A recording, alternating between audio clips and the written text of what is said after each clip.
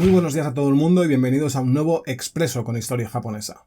Hay un tema que quizá aparezca de vez en cuando en estos expresos y será el de enseñaros algunos libros de mi biblioteca, ya sea para recomendarlos o sencillamente porque tengan algo que me parezca curioso para comentar. Y hoy quería enseñaros un libro que para mí es muy especial y que además fue el que me dio la idea para hacer estos expresos, estos vídeos cortos, porque es que cuando hace poco hice un cafelito dedicado a Morita Akio de Sony, pues después de haberlo ya hecho y haberlo publicado, recordé que en este libro del que quiero hablar hoy había una foto de Morita y pensé que estaría bien hablaros de él algún día, y así dándole un poco vueltas a esta idea fue como se me ocurrió el tema de hacer estos vídeos cortos, estos expresos. Pero vamos al tema. El libro es este A Day in the Life of Japan, este pedazo de libro. ¿Y por qué es tan grande y tan pesado? Pues porque es un libro de fotografías y tiene que verse bien. La particularidad de este libro, que pertenece a una colección con este nombre, ¿no?, sobre otros países, pues A Day in the Life of Canada, Day in the Life of the Soviet Union, es que todas las fotos son de distintos fotógrafos profesionales, de hecho 100, y están tomadas en diferentes lugares de Japón, pero todas el mismo día, concretamente el 7 de junio de 1985. Y tiene fotos chulísimas. Sé que lo suyo cuando enseñas un libro de estas características, pues habría sido agarrar la cámara, ponerla aquí arriba, enfocando hacia la mesa, ¿no?, y ir enseñando bien las fotos como se merecen. Pero es que un poco el kit de la cuestión de estos expresos es hacer unos vídeos no solo cortos, también que no requieran demasiada o ninguna edición para poder hacerlos y que me dé tiempo. Con lo cual, bueno, enseñaré algunas fotos, pero las enseñaré un poco así, no se verán como merecen, pero bueno. Y las fotos no solo son buenísimas, también es que tienen la gracia de ser de 1985.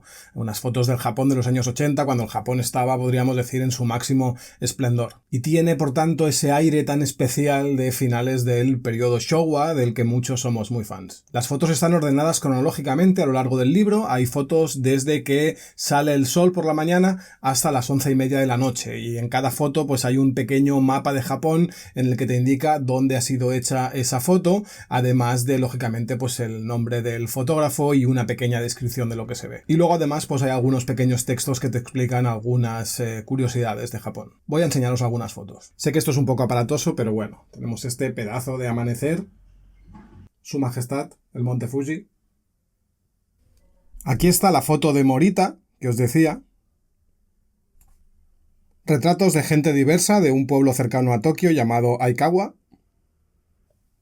Esta me encanta porque soy muy fan de las máquinas expendedoras de bebidas japonesas, las Jido Hanbaiki. Un tatuador tatuando a probablemente un yakuza. Esta me encanta, un grupo de punks de los años 80 en Osaka. Kendokas, practicando. El grandísimo, y no por tamaño precisamente comparado con la mayoría, luchador de sumo Chiyono Fuji. Y un grupo de japoneses vestidos de cowboy jugando en un pachinko. Pero si os he dicho que para mí es un libro muy especial, no es solo porque tenga todas estas fotografías tan chulas y muchas otras más, es porque cuando a mí me empezó a interesar Japón, después de ver la serie Shogun y la novela, de la que hablamos hace poco, claro, estamos en el año 1990, aún no había internet, y lo que yo hacía era irme muchas tardes a la biblioteca municipal de Sardañola, en la ciudad en la que vivo, a consultar todo lo que tuvieran sobre Japón. Del tema que fuera, me daba bastante lo mismo. Historia, literatura, arte, economía, política, daba igual. Pero había dos libros que miraba casi cada vez que iba. Uno era este, el único diccionario japonés que había, un libro bastante peculiar. Lo que hacía básicamente pues era mirarme el principio, que explica un poco cómo funciona el idioma japonés, y después pues buscar palabras que me interesasen para intentar, yo qué sé, memorizarlas. Y el otro era este A Day in the Life of Japan, que para mí era como una ventana a Japón. Recordemos que no había internet, con lo cual el acceso a fotografías de Japón pues no era demasiado fácil, y el cine japonés tampoco es que fuera muy habitual, y menos para un niño de 13 años. Así que yo miraba estas páginas una y otra vez, me las sabía de memoria, y nada, pues yo imaginaba que estaba allí, imaginaba que algún día iría a ese país, a Japón, pero vaya, que para mí entonces era como pensar que iba a ir a Júpiter. Era imposible. Al final no lo fue, aunque tardé 14 años en ir a Japón, la primera vez que estuve en el 2004.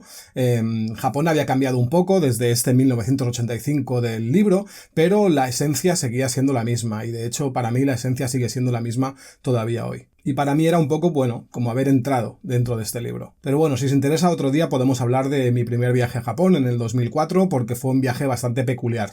No fue un viaje de turismo normal y corriente. Y bueno, ya veis que con el paso del tiempo pues me he hecho con una copia de estos dos libros, el diccionario y del libro de fotografías, y son dos de los libros de mi biblioteca los que tengo más cariño. Y nada, hoy lo dejamos ya aquí. Os recuerdo que dedicaré algunos expresos a preguntas que hagáis, que dejéis en los comentarios.